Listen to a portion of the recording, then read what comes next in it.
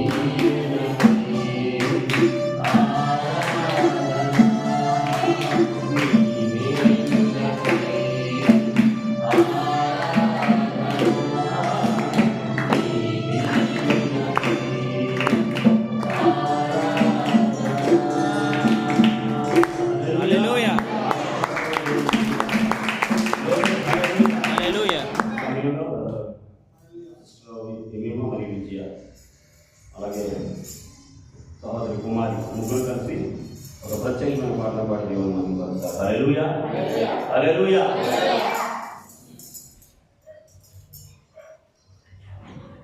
Praise the Lord. Hallelujah. Hallelujah. glory. దేవుని నామానికి స్తోత్రం కలుగును గాక. హల్లెలూయా. దేవునికి మహిమ కలుగును గాక. Hallelujah.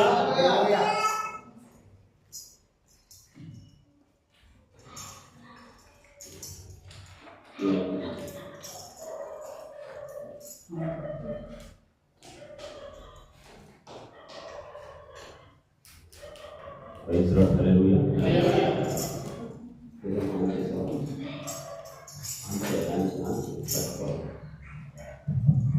Praise the Lord. Hallelujah. Hallelujah. Hallelujah. Hallelujah.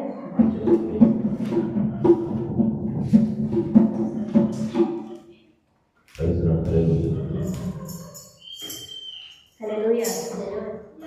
Hallelujah. పాటలు 204 సాంగ్ 204 పాట పుస్తకం దేవుని స్తోత్రం కలుగును గాక. Hallelujah. Hallelujah. Praise the Lord. Hallelujah. యేసుక్రీస్తు భార్యవు వధువా నీవు, యజమానురాలవు సృష్టికి నీవు. యేసుక్రీస్తు భార్యవు వధువా నీవు, యజమానురాలవు సృష్టికి నీవు. క్రీస్తుతో ప్రార్థన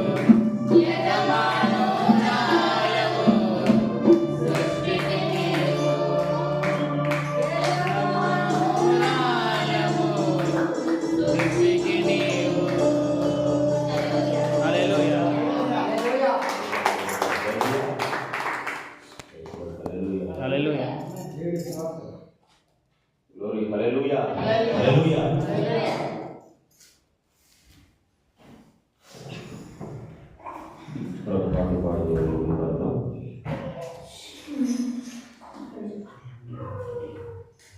Glory, hallelujah.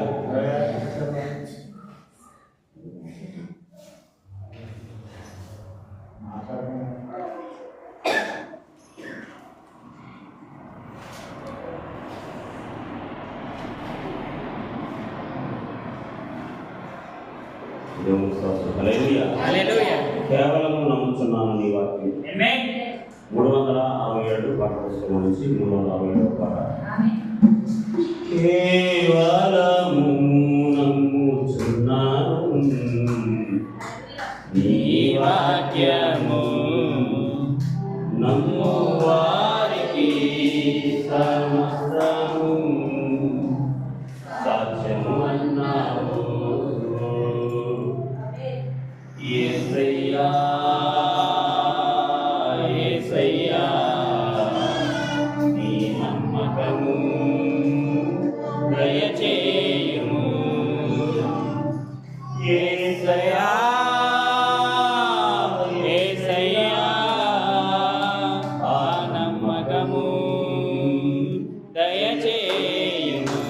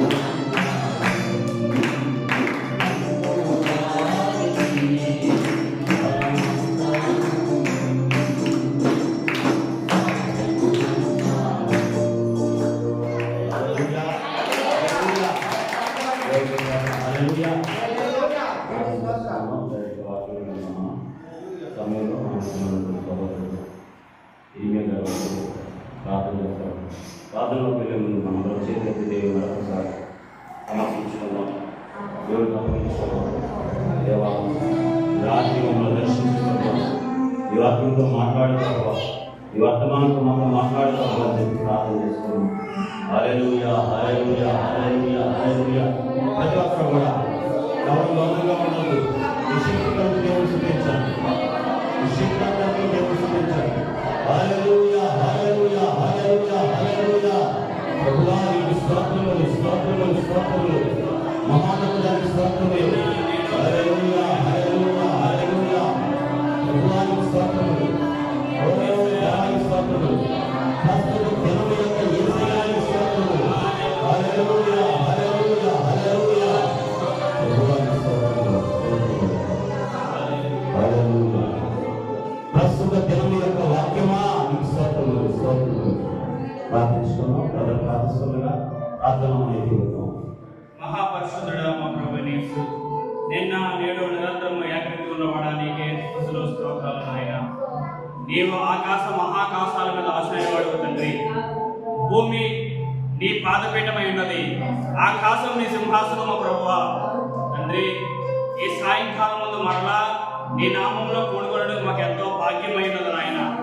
ఈ సమయాన్ని బట్టి నీ కృతజ్ఞతలు చెల్లిస్తున్నాము తండ్రి. ఈ గడియ చాలా ముఖ్యమైనది నాయన. ప్రభా నీ వాక్యాన్ని ధ్యానించుడుకును, ప్రభా నీ శరీరం భుజించుడుకును, నీ రక్తాన్ని పానం చేయడానికి మేము ఇక్కడికి వచ్చి తండ్రి. ప్రభా మాతో మాట్లాడి ప్రభా మమ్మల్ని ఈ లోకం నుంచి వేరు చేసి, ఈ లోక సంబంధమైన వారు మీరు కారని మేము పరలోక సంబంధమని ప్రభా నీ వాక్యం సెలవిస్తున్నాం తండ్రి. ఆ రీతిగా జీవించే భాగ్యాన్ని మాకు దయచేయండి తండ్రి. ప్రభా ఏలియా తండ్రి ఎలీషా వెంబడించినప్పుడు తండ్రి ఏ విధంగా అయితే 200 ఆత్మను పొందుకొని ఉన్నాడు నాయన, మేమును ఈ చివరి కాలపు ఏలియాను వెంబడించుతున్నాము తండ్రి. ప్రభా ఎలీషా ఏ విధంగా అయితే 2 పాలు ఆశీర్వాదాన్ని పొందుకొని ఉన్నాడు నాయన, అదే రీతిగా నాయన 1963లో బలిష్ఠైన వేరొక దూతగా నువ్వు దిగి వచ్చిన దేవుడివి ప్రభా. ఆ మేఘంలో ఉన్నది 7 దూతలై ఉన్నారు తండ్రి. ప్రభా ఎలీషా 200 ఆత్మను పొందుకున్నాడు, కానీ ఈ రోజు మేము 7 ఆత్మను పొందుకొని వస్తున్నాము. 7 దూతల శక్తిని పొందుకొని వస్తున్నాము తండ్రి. నీకే కృతజ్ఞతలు చెల్లిస్తున్నాము నాయన. ఇక్కడికి వచ్చిన బిడ్డలందరూ ప్రభా ఎలీషా కన్నా గొప్ప కార్యాలు చేయవారు లాగును మేము ఈ గడియ నీ వర్తమానంతో మాట్లాడి దీనికి ఆశీర్వదించమని ఇక్కడికి వచ్చిన బిడ్డలందరూ ప్రభా పరలోక సంబంధమైన ఆహారాన్ని భుజించే శక్తులకు సహాయం దయచేయమని ప్రభా, మా శరీరంలో నీ వాక్యంతో మార్పు చెందుకు సహాయం దయచేయమని మా ప్రభు రక్షణ యేసుక్రీస్తు నామములో ప్రార్థించాడు కూర్చున్నాం తండ్రి. ఆమేన్.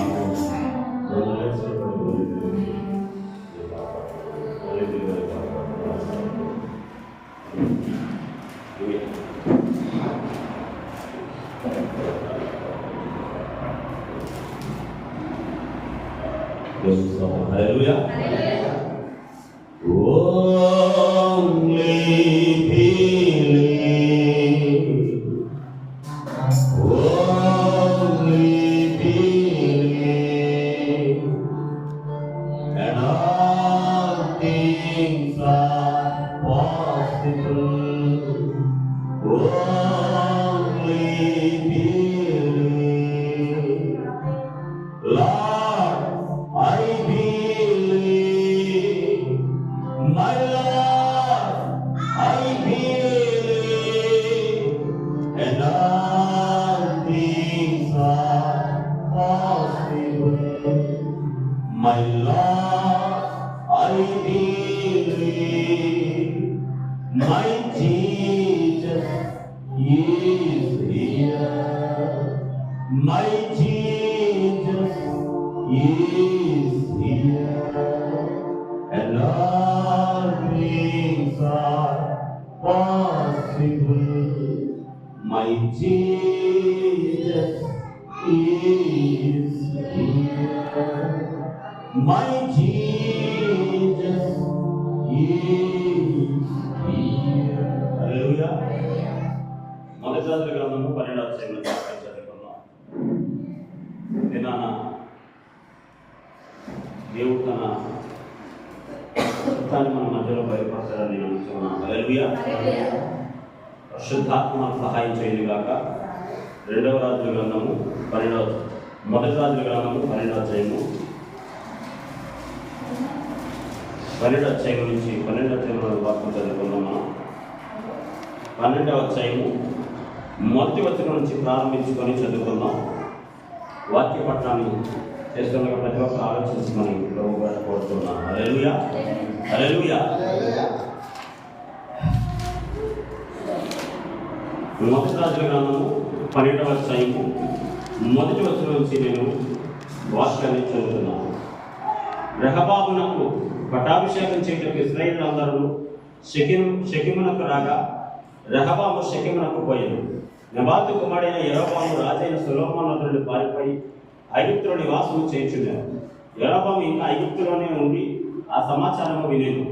జనులు అతని పిలువనంపగా యెరోబామున ఇశ్రాయేలీయుల సమాజం అంతా వచ్చి రెహబాముతో ఇలాగూ మనవి చేసేది, నీ తండ్రి బరువైన కాడిని మా మీద ఉంచాను.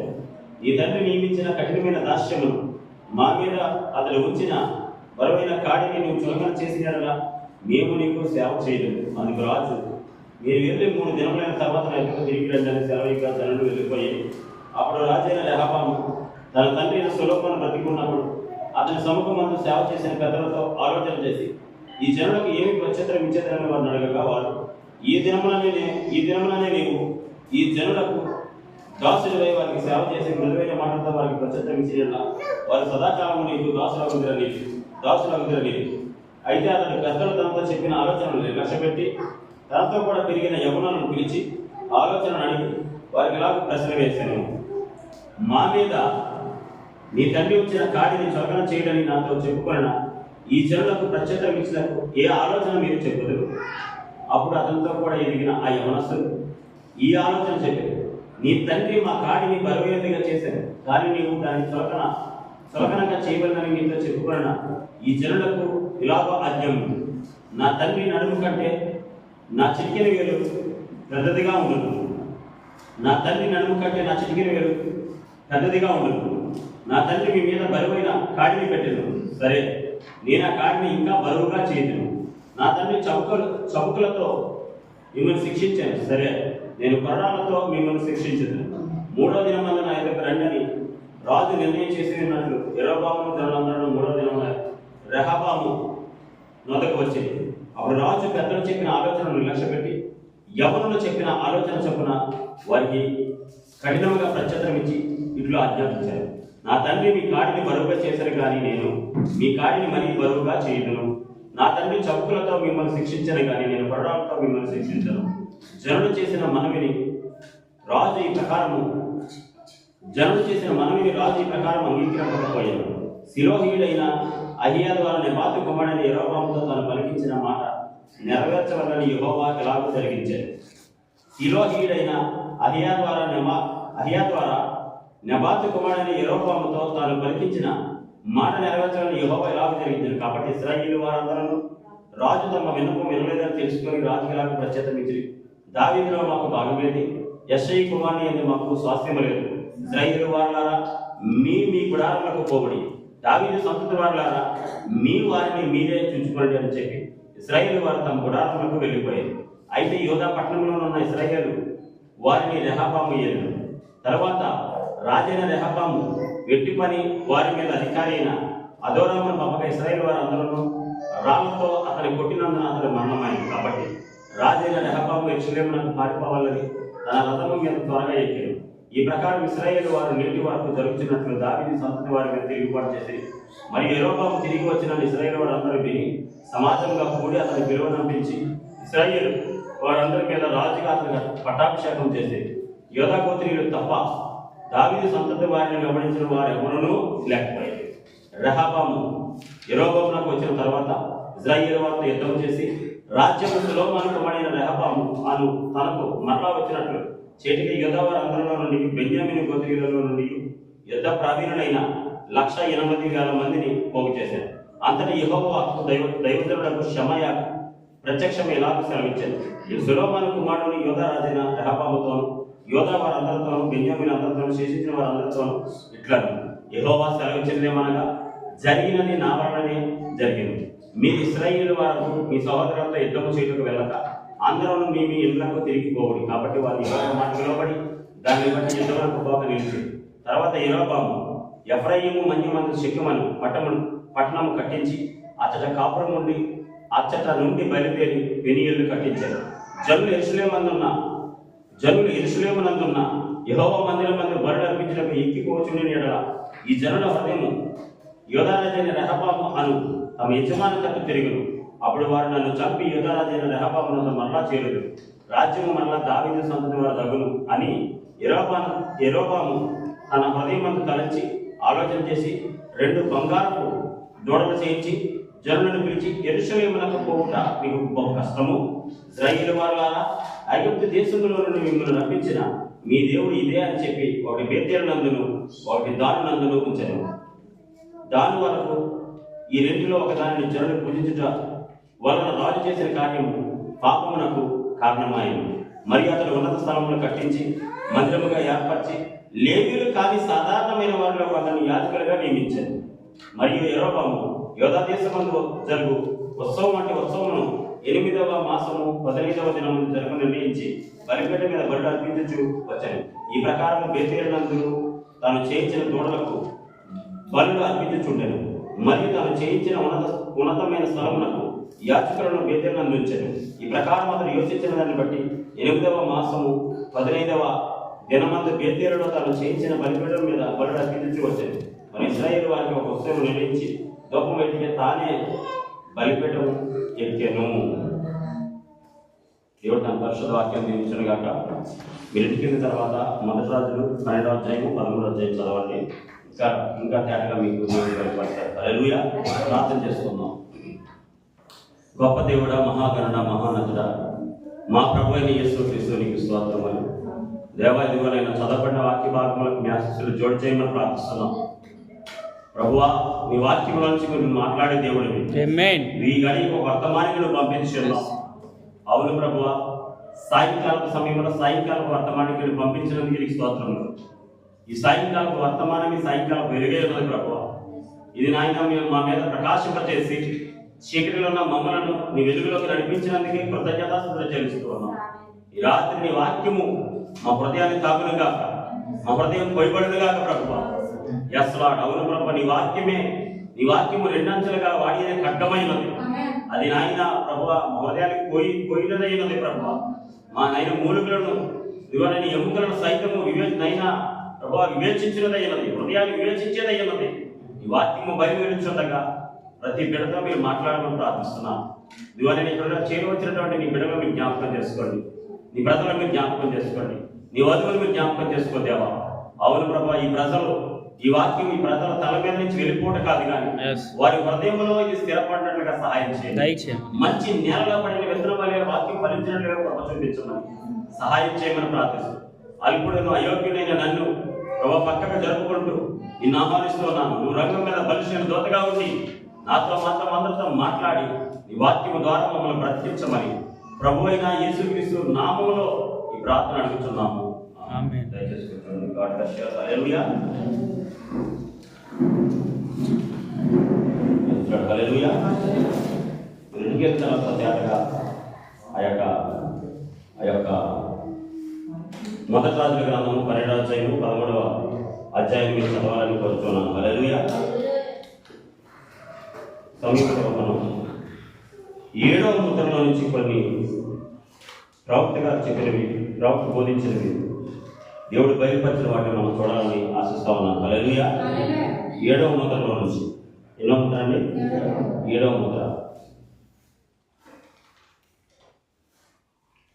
మనము గతించినటువంటి పోయిన ఆదివారం నాడు, ఆ తర్వాత మన బుధవారం నాడు వాక్యాన్ని బోధించుకున్నాం. పోయిన ఆదివారం మనం బోధించుకున్నటువంటి వర్తమానం అది ముద్రించే దూత. ఏ దూత అండి? ముద్రించే దూత.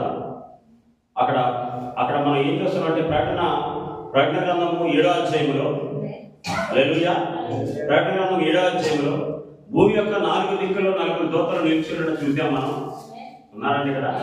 హల్లెలూయా. 4 దూతలు నిలిచినట్టు చూసాము. అయితే 4 దూతలు భూమి యొక్క 4 దిక్కుల్లో 4 దూతలు నిలబడి ఉంది. వారు వాయువులను గట్టిగా పట్టుకుని ఉన్నారు.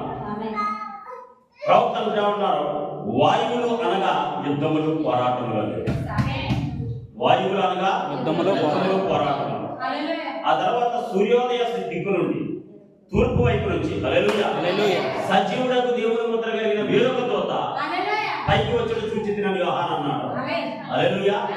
ఆ వేరొక దూత వచ్చి ఈ నలుగురు దూతలతో ఏమంటాడంటే, ఆగండి, హల్లెలూయా, హల్లెలూయా, మేము మా దాసులను వారి నొసల యందు ముద్రించు వరకు, హల్లెలూయా, మేము మా దాసులను, మేము మా దేవుని దాసులను, హల్లెలూయా, హల్లెలూయా, మా దేవుని దాసులను వారి నొసల యందు ముద్రించు వరకు, హల్లెలూయా, భూమి మీదనైనను సముద్రం మీదనైనను చెట్లకైనను హాని కలిగ చేయవద్దని, హాని కలిగించవద్దని.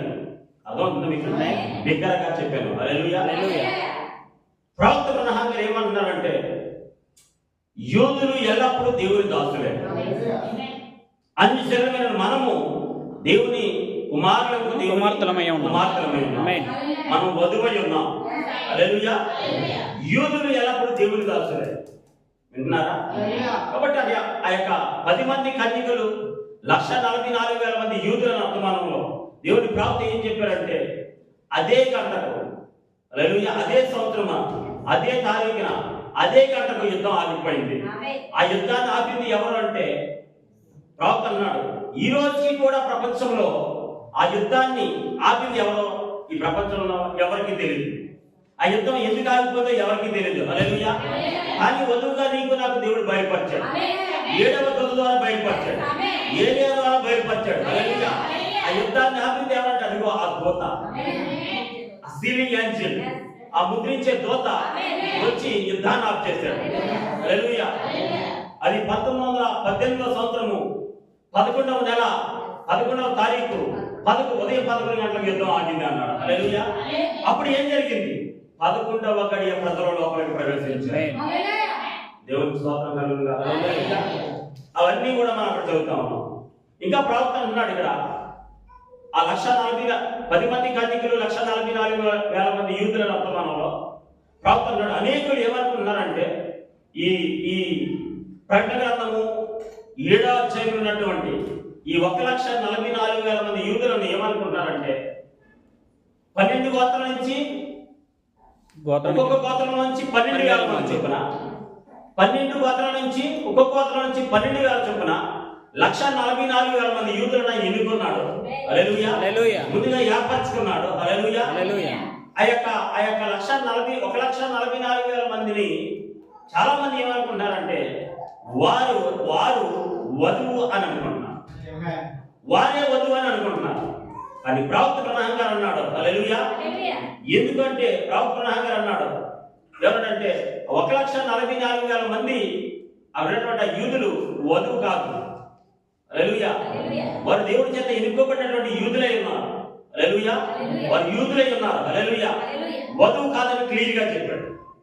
ఇందులో 7వ ముద్రలో 67 పారాగ్రాఫ్ లో పేజీ నెంబర్ 67 పారాగ్రాఫ్ ఏమంటాడంటే, ఇప్పుడు గమనించండి, ప్రకటన 7వ అధ్యాయంలో మనము దీన్ని చదువుతున్నాం. ప్రతి గోత్రములకు 12,000 మంది వారందరిలో ఎన్నుకోబడి ఉన్నారు. ప్రతి గోత్రం నుండి 12,000 మంది ఎన్నుకోబడి మరి ఇక్కడ క్రమంగా ఉన్నారు. ఓ మై, వారెవరో వారి గోత్రముల క్రమంలో ఉన్నారు. అయినప్పటికీ ఇప్పుడు వారు ఆ విధంగా లేదు. అయితే వారు గోత్రముల ప్రకారం ఉండేదారు. హల్లెలూయా. వారు గోత్రముల క్రమంలో ఉన్నారు. గోత్రముల క్రమంలో ఎట్లుండేదారు? సాధారణంగా వాడుకగా ఉన్న యూదులు కాదు, ఆ విధంగా కాదు. అయితే ఎన్నుకోబడిన వారు అని చెప్తూ 1,44,000 మంది, 1,44,000 మంది గోత్రముల క్రమంలో ఉంచబడ్డారు. ఓ మై, నేను దాన్ని మీకు ఏ విధంగా చూపించబడుతున్నాను, దానిలోనికి మనం పోపోవట్లేదు. అయితే సంఘము ఆ విధంగానే ఖచ్చితంగా ఉండవచ్చు. సరిగ్గా క్రమంగా ఉండదు. హల్లెలూయా. సరిగ్గా క్రమంగా ఉండదు. ఇప్పుడు నేను చాలా జాగ్రత్తగా గమనించి మరి నాతో కూడా ఒక నిమిషము చదవండి. గోత్రములను పిలిచినప్పుడు మీరు గమనించని కార్యం ఒకటి ఇప్పుడు ఇక్కడ ఉన్నది. కొద్దిసేపటి క్రితం మీరు ప్రకటన 7వ అధ్యాయం చదవాలని నేను మీకు చెప్పాను. నాతో కూడా చదవండి మరియు ఆ గోత్రములను గమనించండి. ప్రకటన 7లో ఆమేన్. హల్లెలూయా. ఆమేన్. ప్రకటన 7లో దాను మరియు ఎఫ్రాయిము విడవబడి ఉన్నవి. హల్లెలూయా. దాను మరియు ఎఫ్రాయిము విడవబడాను. విడవబడి ఉన్నాయి. దేవుని స్తోత్రం కలుగును గాక. హల్లెలూయా హల్లెలూయా. ఇప్పుడు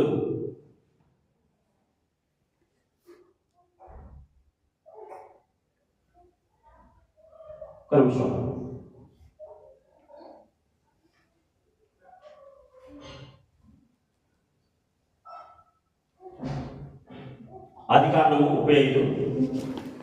ఆదికాండము 35 దేవునికి స్తోత్రం కలుగును గాక. హల్లెలూయా. హల్లెలూయా. ఉన్నారండి? ఆమేన్. ఆదికాండం 35 అధ్యాయము 23వ వచనాన్ని చూడాలని చెప్పి నేను ఆశిస్తా ఉన్నాను. ఆమేన్. యాకోబు కుమారులు 12. యాకోబు కుమారులు 12.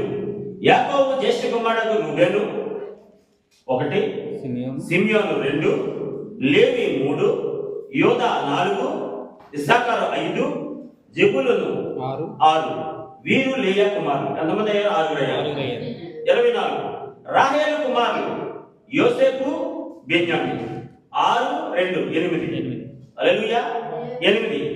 రాహేలు దాసైన బిల్హా కుమారులు తాను, నఫ్తాలి 8, 2, 10. హల్లెలూయా. లేయా దాసైన జిల్పా కుమారులు గాదు, ఆషేరు 10, 2, 12 మంది. ఎంతమంది? 12 మంది. ఆదికాండం 35లో 23 నుంచి మనం చూసుకున్నట్లయితే 23వ వచనం చూసుకున్నట్లయితే యాకోబు కుమారుల యొక్క వరుస క్రమాన్ని తెలియజేస్తున్నాడు. రూబేనుతో ప్రారంభించబడి హల్లెలూయా అషేరుతో ముగించబడింది. రూబేనుతో ప్రారంభించబడి అషేరుతో ముగించబడింది.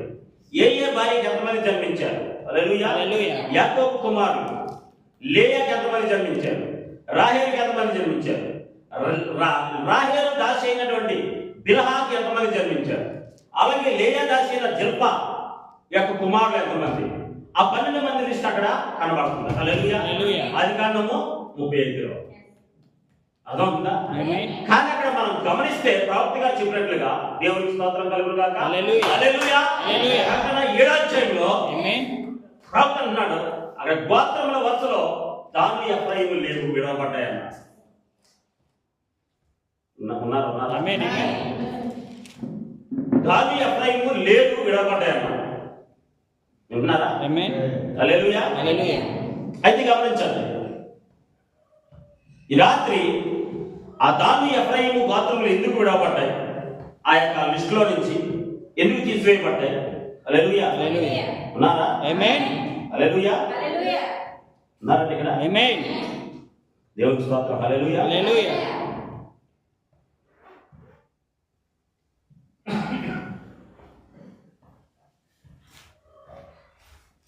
దాను మరియు ఎఫ్రాయిము ఇక్కడ ప్రవక్త అన్నాడు.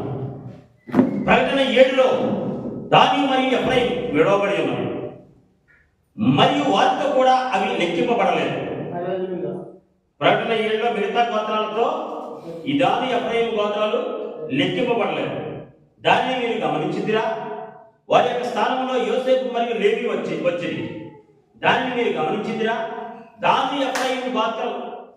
ఎఫ్రాయిముల గోత్రముల యొక్క స్థానంలో దాను గోత్రానికి మరియు ఎఫ్రాయిము గోత్రానికి వారి యొక్క స్థానంలో వారికి బదులుగా యోసేపు మరియు లేవి వచ్చింది. యోసేపు మరియు లేవి వచ్చింది. దాన్ని మీరు గమనించిందిరా? దాను మరియు ఎఫ్రాయిము అక్కడ లేదండి. అయితే దాను మరియు ఎఫ్రాయిము స్థానంలో యోసేపు మరియు లేవి వచ్చబడింది. ఎందుకని? ప్రవక్త అన్నాడు ఎన్నడూ మరువని దేవుడు, దేవుడికి మధ్య మరపు అనేది లేదు. ఆయన ఉందనుకుంటున్నారేమో. హల్లెలూయా. ఎన్నడూ మరువని దేవుడు తన యొక్క ప్రతి వాగ్దానంలో జ్ఞాపకం చేసుకోను. హల్లెలూయా. ప్రవక్త నేను దానికి ప్రసంగింపవాలని ఇష్టపడుతున్నాను. ప్రవక్త అన్నాడు ఇక్కడ ఒకటి మీకు గట్టిగా నొక్కి చెప్పాలనుకున్నాను. ప్రవక్త గారు చెప్పిందే నేను చెప్పాలనుకుంటున్నాను. హల్లెలూయా. ప్రవక్త అన్నారు ఇక్కడ చూడండి. ప్రవక్త ఏమంటారంటే దేవుడు దేవుడు మర్చిపోయినట్లు కనిపించినను. హల్లెలూయా. ఎలాగండి? మర్చిపోయినట్టు కనిపించిన దేవుడు మర్చిపోయినట్లు కనిపించినను ఆయన దేనిని మరవడు. దేవునికి స్తోత్రం. హల్లెలూయా. హల్లెలూయా. మర్చిపోయినట్లు కనిపించిన ఆయన దేనిని మరవడు. ప్రవక్త చెప్తున్నాడు. ఆయన మోషేకు చెప్పినట్లు ఇశ్రాయేలు అక్కడ 400 సంవత్సరాలుగా ఉండేది. వారు ఆ సమయం వరకు అక్కడికి వెళ్ళి ఉండవలసి వచ్చారు. ఆయన అబ్రహాంతో చెప్పాడు. మరియు అతని యొక్క సంతానం ఒక అన్య దేశంలో 400 సంవత్సరాలు నివసించారు. అటు వెంబట ఆయన వారిని ఒక బలమైన హస్తంతో బయటకు తీసుకుని వచ్చింది. అయితే తర్వాత ఆయన మోషేతో చెప్పాడు, నా యొక్క వాగ్దానం నేను జ్ఞాపకం చేసుకుని ఉన్నాను. హల్లెలూయా. హల్లెలూయా. దాన్ని నెరవేర్చడానికి దిగి వచ్చాను అన్నాడు. మీకు అర్థమైందండి? ఆమేన్. అబ్రహాంతో దేవుడు ఏమని చెప్పాడు? నీ సంతానపు వారు yes తమది కాని దేశంలో 400 సంవత్సరాలు బానిసలుగా ఉంటారు. నేనే వారిని నా బాహుబలము చేత నా దక్షిణ హస్తము ఆమేన్. చేత ఆమేన్. విడిపిస్తానన్నాడు. హల్లెలూయా. హల్లెలూయా. ఆమేన్. దేవుడు చెప్పినటువంటి ఆ వాగ్దానాన్ని దేవుడు మర్చిపోలేదు. మర్చిపోలేదు. ఖచ్చితంగా మరలా 400 సంవత్సరాలు అయిన తర్వాత ఆయనే దిగి వచ్చాడు. మోషే దగ్గర దేవుడు మండుచున్న అగ్ని పొదలో దిగి వచ్చాడు. అగ్ని పొదలో దిగి వచ్చి హల్లెలూయా.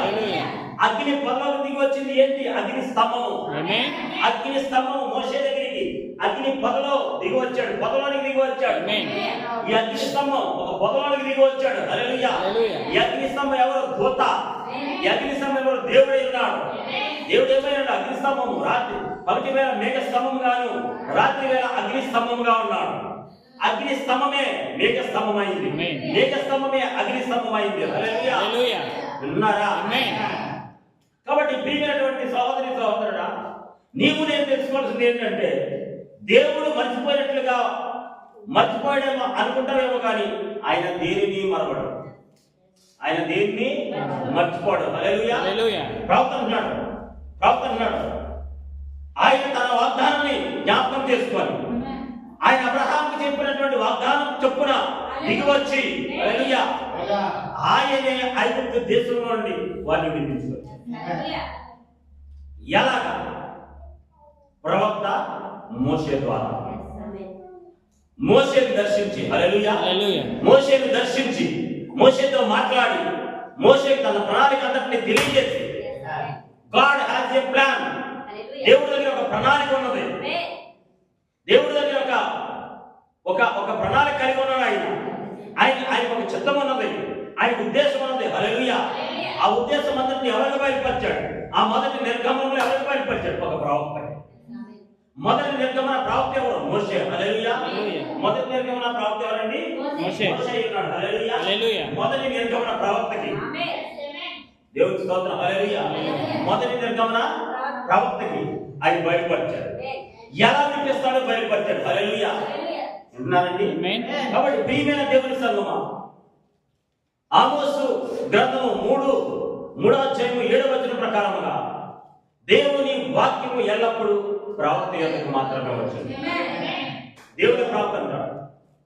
దేవుని వాక్యము ఒక గుంపు ప్రజల దగ్గరికి రాదు. హల్లెలూయా. దేవుడు ఒక గుంపు ప్రజల దగ్గరికి రాలేదు. దేవుడు వాక్యము ఎల్లప్పుడూ ప్రవక్త యొద్దకు మాత్రమే. ఆమేన్. హల్లెలూయా. హల్లెలూయా. హల్లెలూయా. ఇంకో విషయం చెప్పాడు ప్రవక్త. ఏ సంఘ శాఖ కూడా ప్రవక్తలను తయారు చేయాలి. ప్రవక్తలనే దేవుడే జన్మింపజేస్తాడు. yes amen. ప్రవక్తల పుట్టుకతోనే ప్రవక్తలై ఉన్నారు. దేవుడే వారిని పుట్టించాడు. దేవుడే వారిని జన్మింపజేశాడు. ఎవరు ప్రవక్తలు తయారు చేయరు. ప్రవక్తలకి ఏ మానవుడు ట్రైనింగ్ ఇవ్వలేడు. తర్ఫీదులు ఇచ్చేది ఎవరంటే దేవుడు. ఈ ప్రవక్త ఎక్కడ ట్రైనింగ్ పొందాడు, ఎక్కడ తర్ఫీదు పొందాడు తెలుసా? యెహోవా పాఠశాలలోనే. ఆమేన్. హల్లెలూయా. హల్లెలూయా. హల్లెలూయా. యెహోవా పాఠశాలలోనే. అర్థమవుతుందా? కఠినమైన తర్ఫీదు పొందుకున్నటువంటి వ్యక్తులు. దేవుడు పిలిచిన మనుషులు ఎవరు? వారు కఠినమైన తర్ఫీదు పొందుకున్నవారు. వారు అగ్నికి ఎదురుగా వెళ్ళేద్దరు. హల్లెలూయా. వారు ఖడ్గానికి ఎదురుగా వెళ్ళేద్దరు. అగ్నిగుండానికి ఎదురుగా వెళ్ళేద్దరు. హల్లెలూయా. యెహోవా పాఠశాలలో కఠినమైన శిక్షణ, కఠినమైన తర్ఫీదు, కఠినమైన ట్రైనింగ్ పొందుకొని వచ్చిన వారు. హల్లెలూయా. అర్థమవుతుంది మీకు? కాబట్టి ప్రియమైన దేవుని సంఘం ప్రవక్త అన్నాడు, ఆయన తన యొక్క ఆశీర్వాదములను ఏ విధముగా అయితే మరవడో, ఎలాగైతే మరవడో, ఆయన దేవుడు తన ఆశీర్వాదాలను, విన్నారా? తన ఆశీర్వాదాలను, తన వాగ్దానాలను, ఆయన దీవెనలన్నిటినీ ఏ విధంగా అయితే మరవడో, దేవునికి స్తోత్రం కలుగును గాక. హల్లెలూయా. అదే విధముగా ఆయన తన శాపములను కూడా మర్చిపోడు.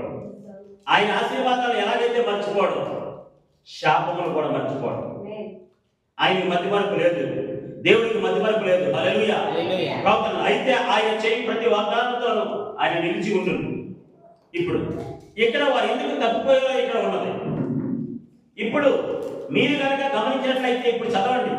ఇప్పుడు మీరు నాతో కూడా చేరి చదవాలని నేను మిమ్మల్ని కోరుచున్నాను. ద్వితీయోపదేశ కాండమునకు పోవుడి, ద్వితీయోపదేశ కాండమునకు పోవుడి. 29వ వచనం లేక 29వ అధ్యాయం. అక్కడ ఈ గోత్రములు లేకుండా ఉండటకు ఒక కారణం కలదు. ప్రతి ఒక్క దానికి ఒక కారణం కలదు. హల్లెలూయా. ఒక వ్యక్తి శపించబడ్డానికి కానీ, ఒక వ్యక్తి దీవించబడ్డానికి కానీ there is a reason. అక్కడ ఒక కారణం ఉన్నది. ఒక వ్యక్తి యెహోవా సన్నిధిలో నుంచి వెదగొట్టబడ్డానికైనా, దేవుని సన్నిధిలోకి రావడానికైనా there is a reason. అక్కడ ఒక కారణం ఉన్నది. ఈ దాని ఎఫ్రాయిము గోత్రములు ఈ యొక్క ప్రకటన గ్రంథం 7వ అధ్యాయంలో అక్కడ ఉండకుండా ఉండడానికి, అక్కడ లేకుండా ఉండడానికి ఒక కారణం ఉన్నది అన్నాడు ప్రవక్త. హల్లెలూయా. హల్లెలూయా. నీకు అర్థమవుతుందా? ఆమేన్. ఏది కూడా ఊరికినే జరగట్లే. దేవునికి స్తోత్రం కలుగునుగా. హల్లెలూయా. ఏదో ఒక ఉద్దేశం ఉంది. నీ జీవితంలో ఏది జరిగినా దాని పట్ల ఏదో ఉద్దేశం ఉంది, దాని వెనకాల ఏదో ఉద్దేశం ఉంది. మనకున్నటువంటి అలవాటు ఏంటి? మనకున్నటువంటి అలవాటు మనం ఏం చేయాలి అసలు? నీ ఖాళీ జరిగినప్పుడు ఏం చేయాలి అసలు? దేవుడి సన్నిధిలో మోకరించి ప్రార్థన చేయాలి. గంటల గంటల గంటల గంటల గంటల తరబడి ఫోన్లో నువ్వు స్పెండ్ చేస్తున్నావు టైం. గంటల తరబడి ఫ్రెండ్స్తో మాట్లాడడానికి టైం కేటాయిస్తున్నావు, టైం ఖర్చు పెడుతున్నావు. నీ టైం అంతా వృధా చేసుకున్నావు, దుర్వినియోగం చేసుకుంటున్నావు, వ్యర్థపరుచుకుంటున్నావు, అలా అనవసరంగా పాడు చేసుకుంటూ ఉన్నావు. కానీ దేవుడి సన్నిధిలోకి వచ్చి మోకరించి ప్రార్థించాలనే మనసు ఎక్కడ కూడా లేదు. ఇంకా ఇటువంటి మాటలు మాట్లాడతానంటే ఏదైనా పని ఉంటే బాగు చేసుకున్నాం. అసలు నీకు పని లేకుండా చేసిందే దేవుడు. ఎందుకు? ఆయన ఒక ఉద్దేశం ఉంది నీ పట్ల. నీకు ఖాళీ, నీ పని ఉన్నప్పుడు ఏమనుకుంటావు తెలుసా? నేను నా ఖాళీ ఉంటే ప్రార్థన ఎలా కూడా వేస్తున్నాను. ఎలాగా ఎలాగా ప్రార్థన. నా ఖాళీ ఉంటే డ్యూటీ లేకపోతే బాగుంది. నాకు ఈ ఉద్యోగం అడ్డొచ్చింది, నాకు ఈ డ్యూటీ అడ్డొచ్చింది. నేను ఎంతో సేవ చేయాలనుకుంటున్నా, నేను ఎంతో పరిచయం చేయాలనుకుంటున్నా, నేను ఎంతో స్వార్థ చేయాలనుకుంటున్నా, నేను ఎంతో ప్రార్థన చేయాలనుకుంటున్నా, నేను ఎంతగానో వర్తమానం చదవాలనుకున్నా. అయితే సరే అని చెప్పి దేవుడు నేను పూర్తిగా ఖాళీ చేసినప్పుడు నువ్వు ఏం చేస్తున్నావు? అది నా ప్రశ్న. నీ ఉద్యోగం లేకుండా చేసింది, నిన్ను ఖాళీగా చేసింది ఎందుకో తెలుసా? ఒకప్పుడు ప్రార్థన చేసావు, ప్రభువా నా ఖాళీ ఉంటే నేను వర్తమానం చదువుకుంటాను, నేను ఖాళీ ఉంటే ప్రార్థన చేసుకుంటాను. నాకు ఖాళీ లేదు ప్రభువా, నా ఖాళీ దొరికేటట్టు చేయాలి. నువ్వే చేసావు ప్రార్థన, నీ ప్రార్థన ఆలకించి ఆయన నువ్వు ఖాళీ చేస్తారు పూర్తిగా. హల్లెలూయా. విన్నారా? కానీ నువ్వు ఏం చేయాలి ఇప్పుడు? మోకాలుని హల్లెలూయా మోకరించి వర్తమాన పుస్తకం తీసుకొని చదవడానికి బదులుగా, ఉపవాసము కన్నీటి ప్రార్థనతో ఉండడానికి బదులుగా లోకములో నీ టైం అంతా వేస్ట్ చేసుకుంటుంది, సెల్ ఫోన్లో నీ టైం అంతా వేస్ట్ చేసుకుంటుంది, నీ సమయాన్ని చాలా వృధా చేసుకుంటా ఉన్నావు, దానివల్ల చాలా నష్టపోతా ఉన్నావు. అలాగే ఇంట్లో భార్యగా బాగోకపోతే భర్త దిగులుగా ఉండడానికి బదులుగా, కృంగిపోవడానికి బదులుగా దేవుని సన్నిధిలోకి వచ్చి ఎందుకు మోకరించి ప్రార్థన చేయి? ఎందుకు నువ్వు డైరెక్ట్గా దేవుడిని సంధించకూడదు? దేవుడితో ఎందుకు డీలింగ్ చేయకూడదు? దేవుడిని ఎందుకు అడగకూడదు? ఆ మనసు రావట్లే. అలాగా మీ మనసులను కట్టిపరచుకోవద్దు, మీ హృదయాలు కట్టిపరచుకోవద్దు. భర్తలు భార్యలు మీ అందరికీ చెప్పేది ఒకటే, నీకు సమయం దొరికినప్పుడల్లా ప్రార్థన చేయాలి. ఒకప్పుడు చర్చ్ ఉంటే బాగుందండి, శుభ్రంగా నేను ప్రార్థన చేసుకోవడానికి బాగుంది. ఏ టైంలో వెళ్ళినా సరే, ఏ టైంలో ఎనీ టైం ఎప్పుడైనా సరే ప్రార్థన చేసుకున్నాను. ఇంట్లో ఆరాధన జరపడం వల్ల మాకు అలా కుదరట్లేదు అని నేను మాట్లాడలేదు విన్నాను, అలాంటి ఆలోచన నేను విన్నాను. కానీ ఈరోజు దేవుడు చర్చించాడు. అన్నీ ఎందుకంటే నీకోసమే, అన్ని దేవుడు ఎందుకు సమకూర్చాడంటే నీకోసమే. హల్లెలూయా. ఇవన్నీ సమకూర్చింది ఎందుకు? దేవుడు నీకోసమే, నీ ప్రార్థన వినే. హల్లెలూయా.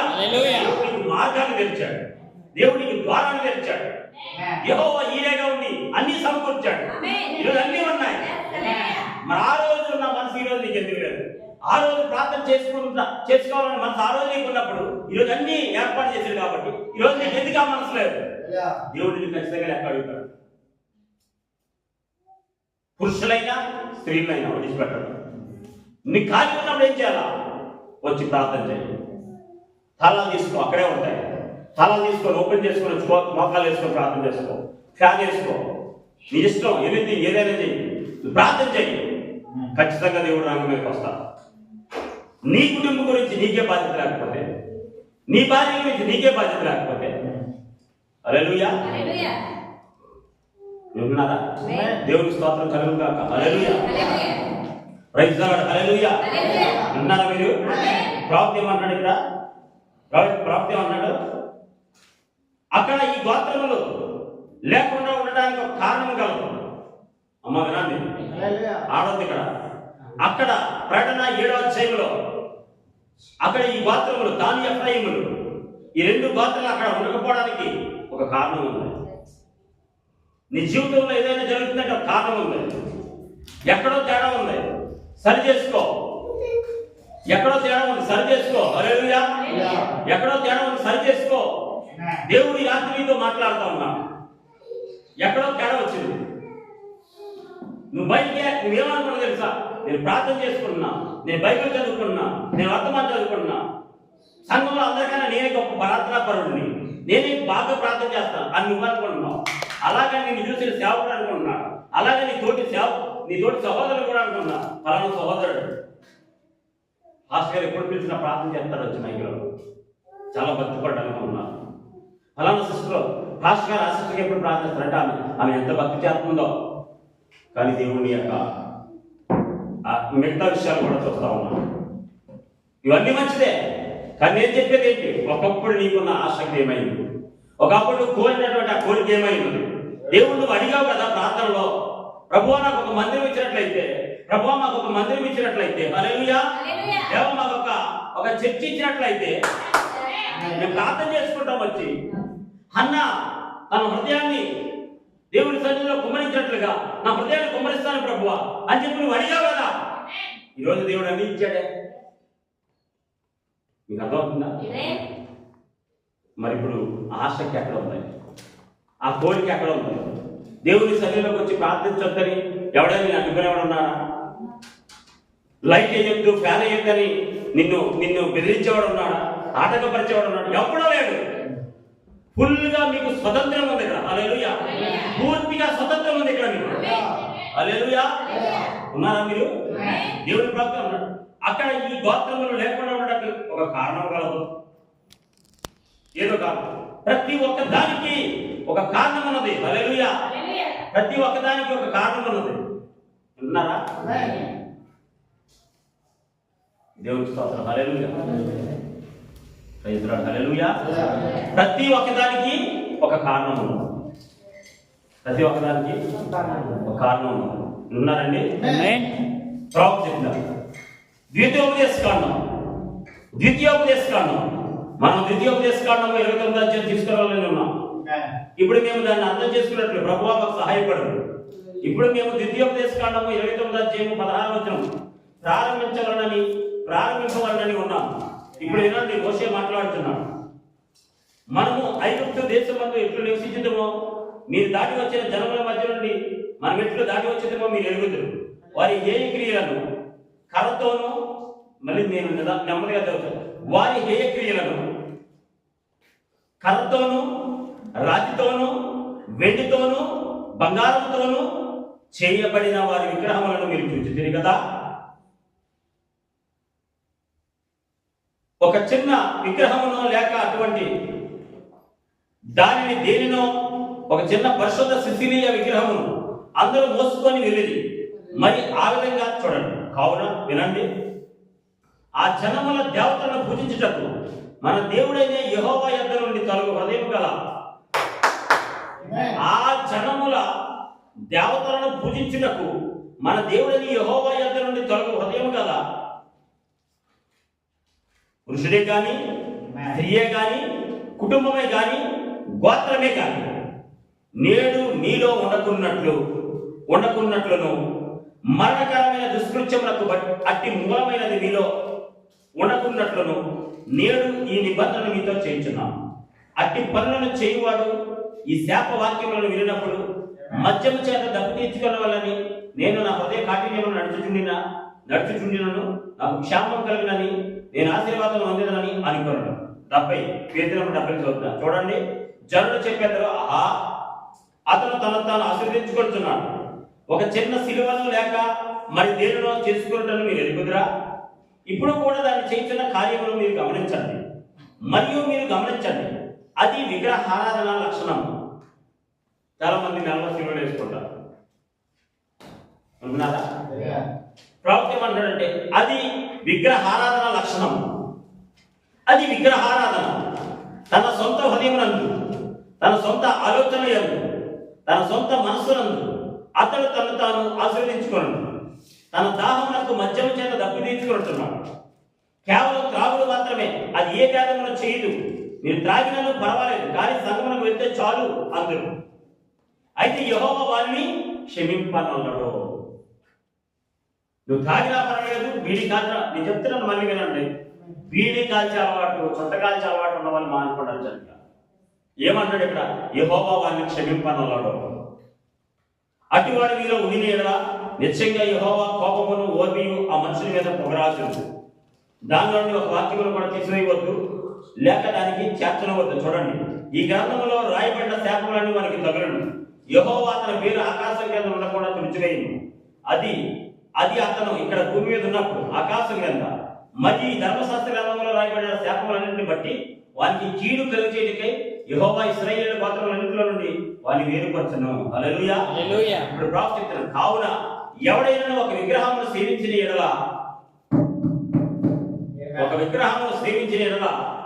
లేక ఒక విగ్రహమును ఉంచుకున్న ఎడల, లేక తన సొంత మనస్సులోని ఊహలో తను ఆస్వాదించుకున్న ఎడల, మరి విగ్రహములను ఆరాధించిన ఎడల, దేవుడు చెప్పాడు, ఏ పురుషుడైనను, ఏ స్త్రీ అయినను, ఏ కుటుంబమైనను, లేక ఏ గోత్రమైనను అతని పేరు జనుల మధ్య నుండి పూర్తిగా తుడిచివేయబడును. ఇప్పుడు అది నిజమేనా? ఎంతటి సత్యమది. హల్లెలూయా. ప్రవక్త అన్నాడు, చాలా సంవత్సరాల క్రితం విగ్రహారాధన సంఘమునకు ఏ కీడు చేసిందో మరలా నేడు కూడా అదే చేయించడం. విగ్రహారాధన సంఘానికి కీడు. విగ్రహారాధన ద్వారా సంఘము ఎలాగైతే కీడు అనుభవించారో, సంఘానికి ఎలాగైతే కీడు జరిగిందో చాలా సంవత్సరాల క్రితం, మళ్ళీ నేడు అదే జరుగుతుంది. ఈరోజు అదే జరుగుతుంది. ప్రవక్త మాట్లాడుతుంది, మళ్ళీ నేను గమనించాను, క్రీస్తు విరోధి ఏ విధంగా ఒక విరోధమైన కదలికను చేయడానికి ప్రయత్నించున్నాడో గమనించండి. అపవాది యొక్క పరిశుద్ధులను ఏ విధంగా అనుకరించుచున్నాడో ఎందరికైనా తెలియను. పాపం అనగా ఏంటి? సక్రమైన కార్యమును వక్రీకరించబడుట. సక్రమమైన కార్యమును వక్రీకరించబడుట. ఒక అబద్ధం అనగా ఏమిటి? సత్యమును తప్పుగా వక్రీకరించి చెప్పబడుట. వ్యభిచారం అనగా ఏమిటి? ఒక నిజమైన క్రియను, చట్టబద్ధమైన కార్యమును అక్రమంగా చేయటం. చూసారా? ఒక పేరును కొట్టివేయుట. 72 పేజీల 7వ పదంలో ఒక పేరును కొట్టివేయుట. దీనిని చేయటకు ప్రయత్నించడం సంఘ కాలంలో మీరు గమనించిందిరా? చనిపోయిన వారి స్వరూపములను ఆరాధించుట మరియు ఆ విధమైన కార్యములు చేసిన అదే మృగము.